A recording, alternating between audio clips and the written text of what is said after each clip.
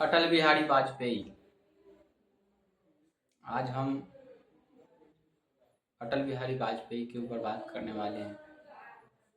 अटल बिहारी वाजपेयी नाम सुनते ही हमारे मन में क्या आने लगता है? एक महान राजनीतिज्ञ, एक विचार, एक सोच, एक राष्ट्रभक्त, न जाने क्या क्या। मैं स्वागत करता हूं अपने कृष्ण कन्हैया अपने YouTube चैनल पे। आज हम बात करने वाले हैं अटल बिहारी वाजपेयी के ऊपर। एक लड़का जिसका जन्म 25 दिसंबर 1924 को हुआ था, ग्वालियर, मध्य प्रदेश के ग्वालियर में। माता का नाम कृष्णा देवी और पिता का नाम कृष्ण बिहारी वाजपेयी था। उनका स्कूली शिक्षा गांव से ही हुआ था। फिर उन्होंने विक्टोरिया कॉलेज से अपना एडमिशन कराया। हिंदी, इंग्लिश और संस्कृत में ग्रेजुएशन किया। फिर उन्होंने कानपुर के आगरा विश्वविद्यालय से राजनीति में एमए किया। वे जाति के तो ब्राह्मण थे, लेकिन जातिवाद के सख्त खिलाफ थे। कार्यकर्ता के रूप में सबसे पहले ग्वालियर के आर्य समाज आंदोलन से शुरुआत हुआ, जिसमें उन्होंने 1944 में महासचिव बने। उससे पहले बाबा साहेब आप्टे से प्रभावित होकर उन्होंने 1940 से 1944 तक आरएसएस में परीक्षक अधिकारी शिविर में भाग लिया। फिर अगस्त 1942 में भारत छोड़ो आंदोलन में गांधी जी के साथ गए, जिसके कारण उन्हें 14 दिनों का जेल का सजा काटना भी पड़ा। फिर 1951 में दीनदयाल उपाध्याय के साथ आरएसएस द्वारा नवगठित भारतीय जनसंघ पार्टी में उनको काम करने का मौका मिला, जो आरएसएस के द्वारा हिंदू राजनीतिक पार्टी थी। वे जल्द ही पार्टी के नेता श्याम प्रसाद मुखर्जी के सहयोगी बन बैठे।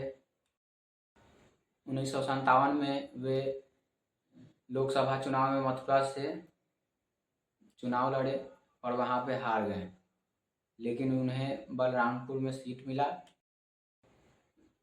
वे जवाहरलाल नेहरू से प्रभावित होकर वो अपने भाषण में अच्छा लहजा, उच्चारण से उन्हीं के तरह बोलना सीखे।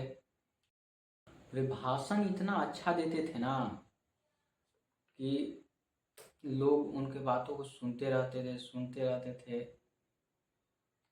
वे लोगों को प्रभावित कर देते थे।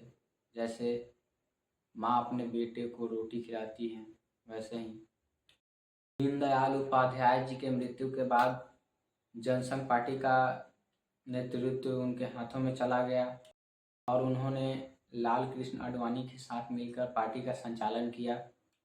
बाद में इंदिरा गांधी सरकार में आपातकालीन स्थिति होने के कारण जनसंघ पार्टी समाप्त हो गई, लेकिन अटल बिहारी वाजपेयी ने हार नहीं माना, जिसके कारण उन्होंने एक कविता लिखी थी।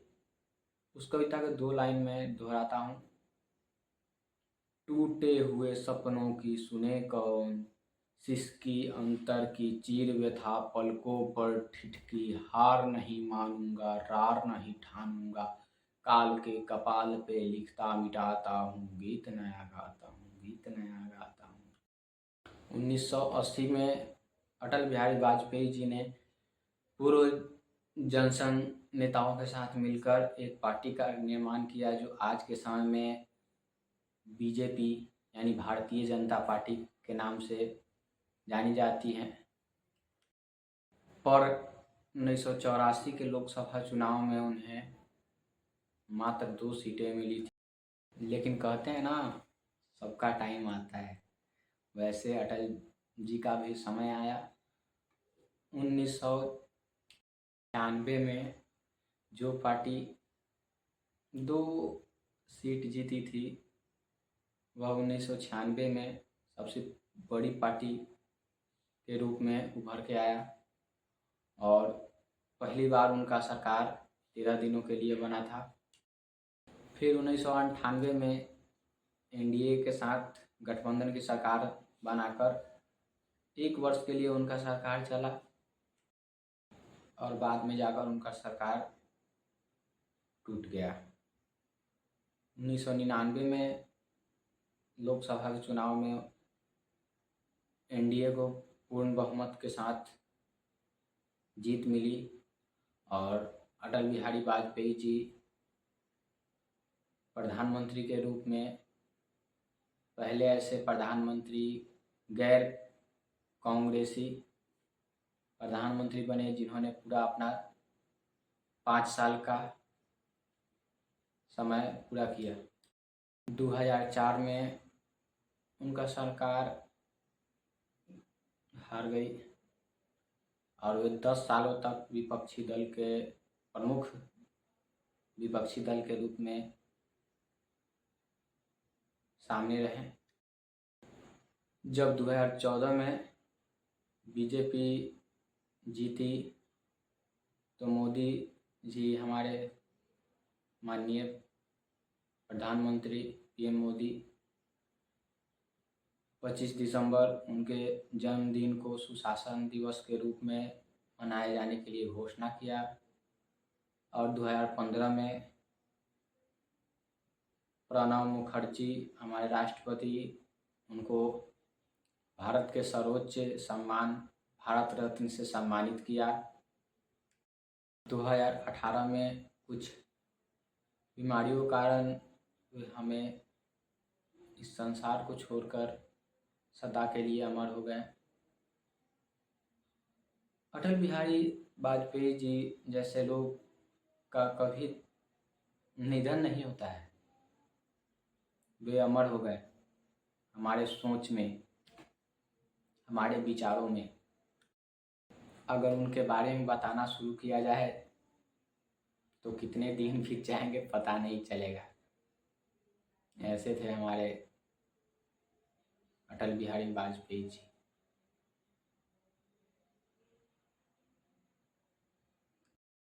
फिर मिलते हैं अगले वीडियो में, तब तक के लिए प्रणाम। अगर वीडियो अच्छा लगा हो तो लाइक करिएगा, सब्सक्राइब करिएगा।